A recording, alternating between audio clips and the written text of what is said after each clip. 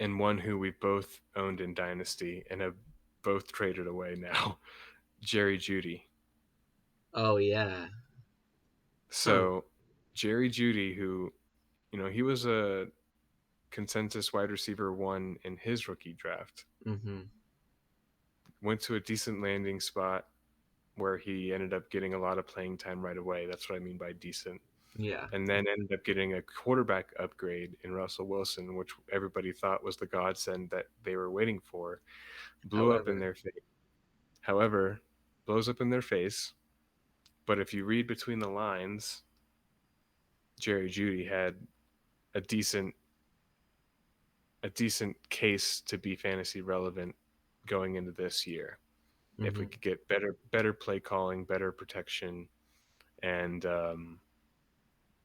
just move the ball more efficiently. Mm-hmm.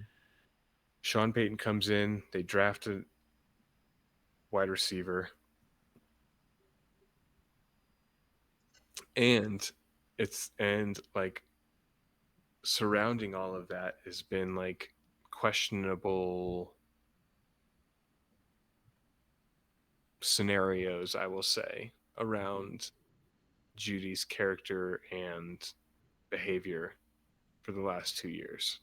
Yeah. With he had like the girlfriend and the phone thing, and then there's like everybody, I don't know, he just has like these weird stances on Twitter sometimes and like outbursts Mm. and um, seemingly trying to call out Broncos ownership and or coaching, and but then is quick to back up Russell Wilson and say he's the best teammate he's ever played with, and that Russell Wilson has an office in the building because he works so hard and needs a place to be for Mm. all of the hours that he's putting in. Um, it's just all very weird with Jerry Mm-hmm. Jeudy, and I wanted to bring him up because he was a consensus wide receiver one just a couple years ago, and we both traded him, and it just feels like, do you think he is gonna be relevant again? Do you think he is still a good player? I mean, he's definitely a good player, but do you think that like there's anything going on with the draft and Denver and the new coaching and him and I, thoughts? I think so.